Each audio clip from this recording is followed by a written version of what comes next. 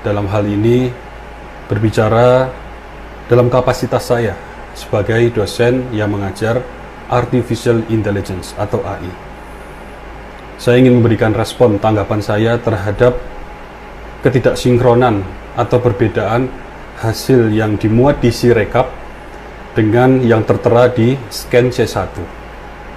Yang pertama, hasil dari Sirekap itu adalah hasil ekstrak, ya, menggunakan model AI, ya, dari scan C1, kemudian diekstrak angkanya, kemudian ditampilkan dalam aplikasi tersebut. Nah, kesalahan atau ketidaksinkronan dari yang ada di C1 yang asli dengan yang ada di Sirekap, menurut saya bukan berasal dari model AI yang digunakan untuk mengekstrak. Karena sejauh ini, ya, yang kita ikuti dalam perkembangan dunia AI, itu akurasi dari model AI untuk mengekstrak karakter atau angka dari sebuah image atau sebuah foto, itu akurasinya sudah relatif tinggi. Bahkan saya bisa bilang sangat tinggi dibandingkan beberapa tahun sebelum ini, ya. Jadi saya rasa tidak ada masalah pada model AI yang digunakan. Nah, saya melihat ketidaksinkronan ini lebih disebabkan oleh hal yang sifatnya algoritmik, artinya by design, by intention. Ada baris-baris program yang sengaja dibuat ketika itu dijalankan pada Sirekap, kemudian menambahkan suara pada paslon tertentu dengan konsekuensi mengurangi suara paslon yang lain. Ini yang saya lihat. Kedua, saya ingin juga menanggapi terkait lokasi server yang di mana pemilu 2024.kpu dan juga sirekap.kpu itu diletakkan, aplikasinya diletakkan di mana. Ya, kemarin diberitakan itu diletakkan di Alibaba dan tidak diletakkan pada server yang ada di Indonesia. Nah, tadi saya melakukan kajian, ya, melakukan trace bersama tim di mana letaknya. Jadi sejauh yang kita dapatkan memang betul servernya itu adalah server Alibaba yang lokasinya memang most likely, sangat besar kemungkinan tidak di Indonesia. Yang menurut saya ini sangat berbahaya. Bayangkan satu kotak yang berisi seluruh suara, ya, dari seluruh penduduk Indonesia, bentuknya memang digital, itu diletakkan di luar wilayah Indonesia. Betapa rentannya, betapa rapuhnya terhadap kejahatan-kejahatan digital. Suara tersebut nanti hasilnya bisa dirubah dan segala macam, terutama, ya, siapapun yang memiliki akses terhadap data tersebut, dan ini adalah perusahaan swasta. Jadi ini sangat berbahaya dan kita sangat sayangkan. Kita berharap ada klarifikasi yang jelas dari KPU, ya, berkaitan dengan yang permasalahan pertama tadi, ketidaksinkronan dari Sirekap dengan scan atau C1 tadi. Ini sebenarnya mudah saja dibuktikan dengan mungkin KPU bisa mempublish sebagian, tidak usah sepenuhnya, ya, sebagian dari baris program, ya, di mana itu memang yang menjalankan atau mempublikasikan hasil tadi pada Sirekap. Jadi ini juga pernah saya lakukan. Ini biasa dilakukan di dunia akademis. Kita mempublikasikan source code atau kode program, sehingga orang lain bisa melihat, bisa mereview. Jika ada kesalahan, bisa diperbaiki bersama. Jika ada hal yang perlu diimprovisasi, bisa ditambahkan bersama. Nah, ini bisa dilakukan KPU, ya, tidak usah seluruhnya karena demi keamanan, tapi baris program pada Sirekap yang memang itu menampilkan dari hasil ekstrak kemudian ditampilkan ke aplikasi, sehingga kita bisa melihat, ya, orang-orang yang memang mendalami dunia IT, ya, itu bisa melihat, oh, bahwa memang tidak ada penggelembungan dalam baris program yang dijalankan ini. Kedua, masalah server ini harus diklarifikasi, ya, jika letaknya memang di luar, harus ada langkah-langkah khusus, ya, yang segera, sehingga itu menjaga sepenuhnya kedaulatan data, keamanan data pemilu di Indonesia pada tahun 2024 ini. Sebagai contoh, ini di belakang saya adalah server-server yang saya dan kawan-kawan kelola, ya. Ini untuk kebutuhan startup yang skalanya masih startup, ya, skalanya masih startup. Ya, kita ada server untuk untuk mengelola model AI, untuk deployment istilahnya, untuk development, bahkan untuk storage backup ya, sehingga data itu terlindungi. Ini kita yang skalanya masih startup punya kesadaran bahwa data itu harus ada di Indonesia dan milik kita. Nah, ini ada di Yogyakarta ya. Nah, apalagi kalau itu skalanya adalah untuk pemilu 2024, pemilu di Indonesia, tentu datanya harusnya ada diletakkan di secara fisik, itu servernya ada di Indonesia dan tidak menggunakan perusahaan swasta manapun ya, harus dikelola sepenuhnya oleh pemerintah Indonesia. Dan kita punya Kominfo, punya mungkin lembaga-lembaga lain yang relevan yang bisa kita letakkan di Indonesia. Demikian, ini sedikit tanggapan, harapannya untuk menambah pencerahan tentunya, dan kita harapkan nanti ada titik terang yang bisa disampaikan terutama dari pihak penyelenggara. Terima kasih. Assalamualaikum warahmatullahi wabarakatuh. Ya, sobat semuanya, tadi kita melihat paparan atau video singkat dari Ketua Umum Partai Umat Ridho Rahmadi yang juga ahli AI ya, atau AI, yaitu Artificial Intelligence.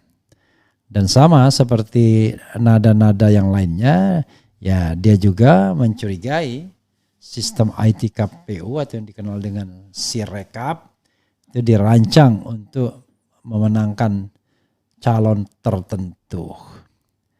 Dan calon tertentu itu ya sudah dapat kita duga ya, calon yang mendapatkan suara terbanyak. Tapi sekali lagi ya, apa yang kita sampaikan ini adalah dugaan. Nah, dugaan itu saudara sekalian ya, itu baru akan menemukan pembenarannya kalau seandainya kemudian dilakukan audit forensik sebagaimana tadi diusulkan oleh Gunaris ya, diusulkan oleh banyak pihak, diusulkan oleh ya semua pihak lah yang menginginkan, termasuk juga paslon ya, Timnas.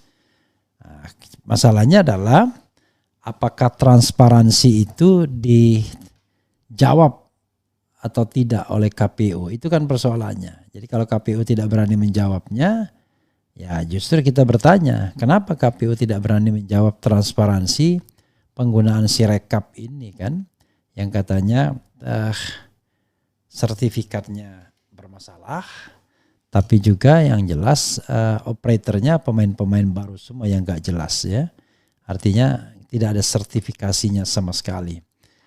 Sahabat sekalian, ini ada juga pernyataan dari guru besar ya Universitas Brawijaya yang mengatakan bahwa memang diarahkan untuk memenangkan paslon tertentu. Tapi sekali lagi ya, ini kan dugaan-dugaan ya. Nih, tak ada fitur error checking. Guru besar UB Universitas Brawijaya, Sirekap memang didesain untuk Prabowo. iNews 19 Februari 2024. Coba kita lihat ya, kita bacakan setelah kita tadi mendengarkan Ridho Rahmadi ya. Oke. Jakarta, data sistem informasi rekapitulasi atau Sirekap milik Komisi Pemilihan Umum terus menuai kontroversi. Tak hanya dari para peserta Pilpres dan Pileg, komentar pun muncul dari para akademisi dan sejumlah guru besar dari universitas. Akibat dari kesalahan sistem dari aplikasi Sirekap tersebut, ada paslon yang diuntungkan karena jumlah suaranya menggelembung, sementara paslon lainnya merasa tak puas karena jumlah suara yang terhitung manual dengan data Sirekap terjadi kekeliruan. Kita sudah tahu bahwa banyak kesalahan dari Sirekap yang didesain untuk itu. Jadi pemerintah memang mendesain Sirekap yang tanpa fitur error checking sehingga bisa dimasuki data apapun. Penggelembungan suara jika dicek bisa pindah ke tempat lain. Tadi saya dapat Sirekap yang mendeskripsikan perubahan-perubahan itu ya, kata guru besar hukum perdata dari Universitas Brawijaya UB, Profesor Dr. Rahmat Syafaat dalam diskusi virtual forum guru besar dan doktor di channel YouTube Insan Cita.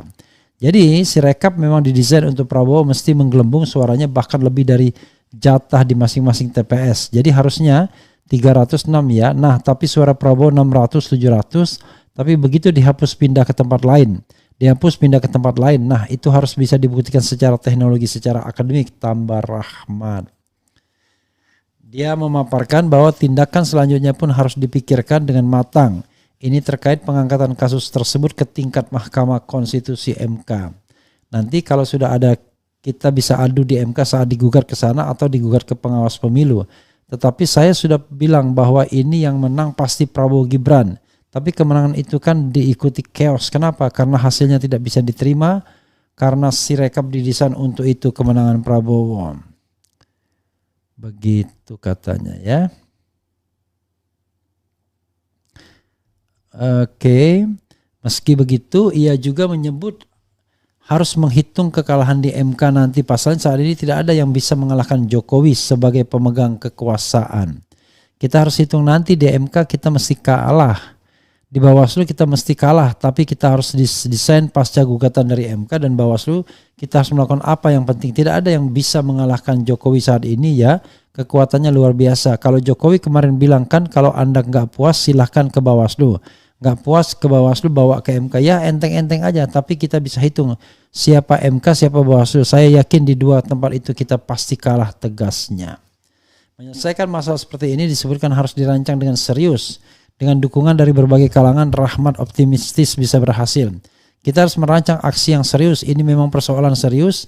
Ya, kita punya dukungan mahasiswa, guru besar, kemudian purnawirawan, keluarga purnawirawan kemarin sudah menyatakan sikap akan turun ke jalan bersama mahasiswa dan para guru besar, pungkasnya. Ya, sahabat sekalian, sekali lagi ya, makin lama makin terkuak ya Sirekap ini yang dianggap bagian dari instrumen untuk pemenangan paslon tertentu.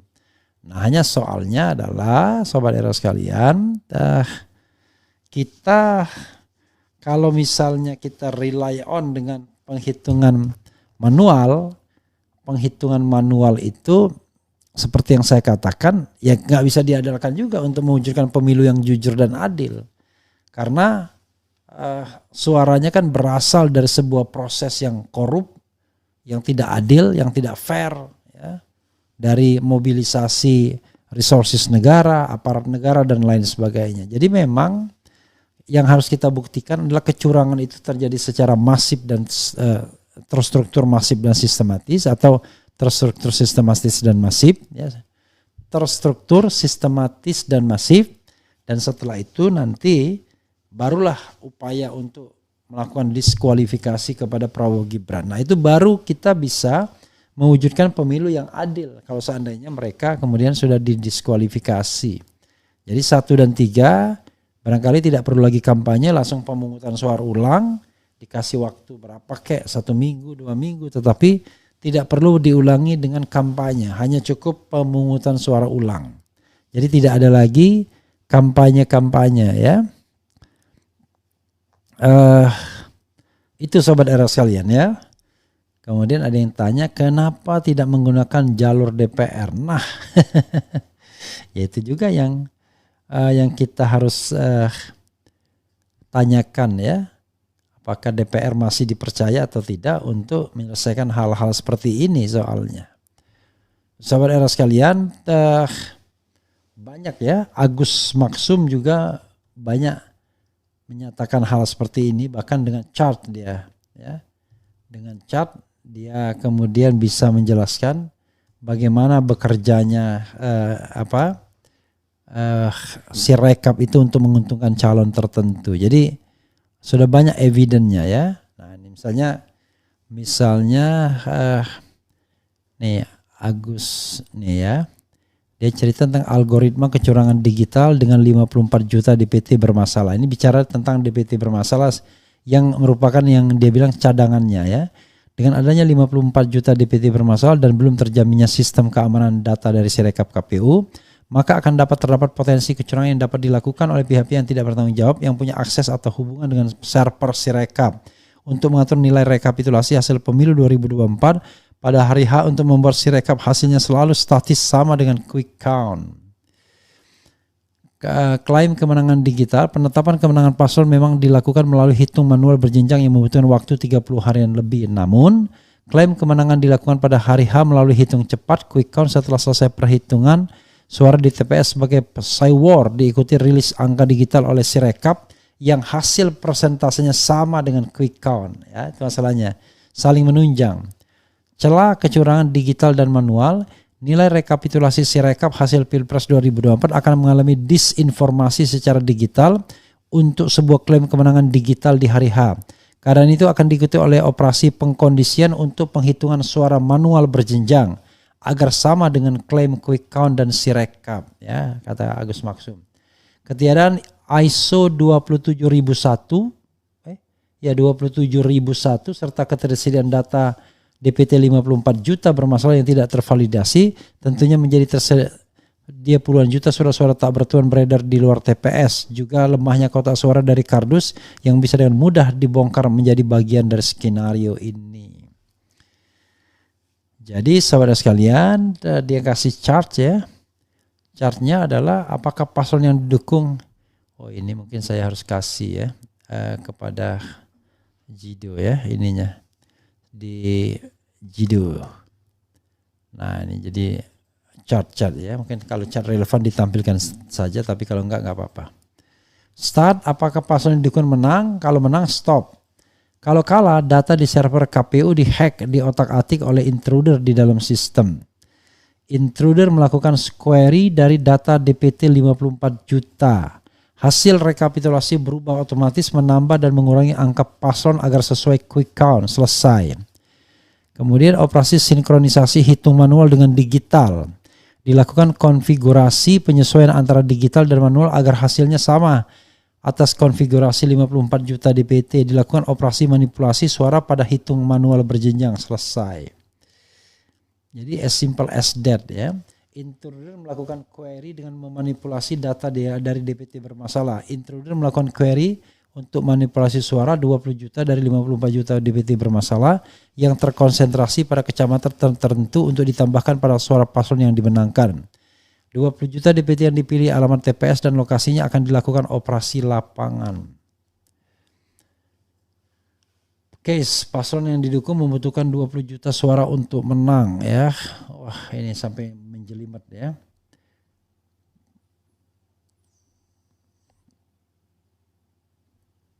Jadi ya saudara sekalian, intinya adalah Agus Maksum itu ya sudah melaporkan 54 juta yang dianggapnya DPT bermasalah yang tidak bisa dijelaskan.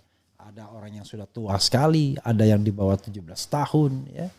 Kemudian ada yang namanya cuma satu huruf, ada yang alamatnya cuma 00 dan lain sebagainya. Nah, ini cadangan 54 juta. Paham kan maksudnya? 54 juta itulah cadangan untuk agar calon itu bisa unggul ya. Kenapa begitu? Karena tidak tersedia di tempat-tempat di TPS. Jadi ditambahkan dalam proses ya. Yang jelas begini saudara sekalian, kelemahannya adalah kita paslon tidak mungkin bisa mengontrol seluruhnya. Yang bisa punya hak kontrol itu kan cuma KPU sendiri plus Bawaslu mungkin, tapi KPU yang jelas karena dia pelakunya. Nah, kalau seandainya kemudian pasangan calon dibebankan untuk ikut mengontrol, ya mereka kewajibannya kan sesungguhnya adalah untuk memenangkan pertarungan. Mereka harus berkampanye dan lain sebagainya. Banyak hal ya yang terkait dengan ini semua. Coba kita bacakan 1-2. Gak akan menang di MK kalau lawan Yusril. Logika hukum dalam argumen kepastian hukum dan keadilannya di atas rata-rata. Cari cara lain selain MK. Ketawa saya. Yusril ya sering juga kalah. Kalau menunggang yang menang gampang ya. Kalau menunggang yang menang gampang. From the beginning pengacara amatir aja belum tentu kalah ya. Jadi jangan terlalu percaya ya kalau kita bicara tentang di MK.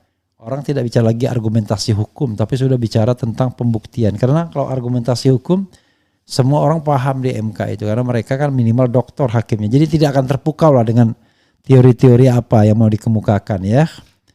Jadi jangan terlalu membesar-besarkan seseorang ya. Biasa aja ya.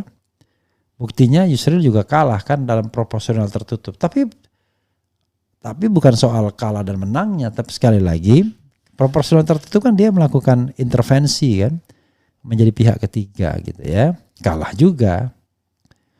Tapi bukan karena hebat dan tidak hebatnya, saya memandang ya memang harus kalah. Karena di MK itu relatif lebih apa ya istilahnya, jauh lebih kalah dan menang itu kadang-kadang tidak tergantung argumentasi kita, sangat tergantung selera hakim saja. Kalau hakim mau mengabulkan dan suka dengan contoh Almas Sakib Biru, mana ada sidangnya nggak ada, yang putusan Paman Gibran sidang nggak ada kok bisa dimenangkan. Jadi jangan kita terlalu ini ya, biasa-biasa aja. Sirekap KPU ataupun quick count abal-abal, orang bodoh pun tahu, masa data masuk setiap detik Prabowo nilai tetap konstan 57%, gimana? Oke, kalau curang ya berarti nggak punya harga diri. Percuma jadi presiden kalau hasil dari kecurangan, malu-maluin diri sendiri. Ya ada juga presiden yang tidak masalah ya. Kemudian apa lagi ya? Bagaimana jika Pilpres dan Pileg tidak disatukan di dalam pemilu, Bang RH? Ya cocok lah, tetapi kita kan bicara ke depan itu. Kalau sekarang kan kebutuhannya adalah bagaimana menegakkan pemilu yang berkualitas, berintegritas ya, kemudian bebas, adil, dan jujur dan adil ya. Kemudian kalau curang apa lagi ya? Kalau ini Presiden quick count sudah deklarasi, hati-hati. Ntar seperti 2 periode yang sudah ujung-ujungnya nyungsep dulu mah masih saya. Oke, nggak perlu kita ngatain ya. NKRI ini bukan milik orang Solo, apalagi keluarga Jokowi. Lawan kecurangan ya. Adem banget lihat wajah. Nih, apalagi ya. Masih bingung yang dukung Prabowo, tabrak-tabrak masuk. Apa maksudnya nggak jelas ini. Oke. Itu ya. Kita lihat anunya. Chartnya ya dari Agus Maksum ya. Jangan permainkan rakyat ya. Ya kalau itu nggak penting ya, Bu. Yang lainnya nggak kebaca ya, yang chartnya aja.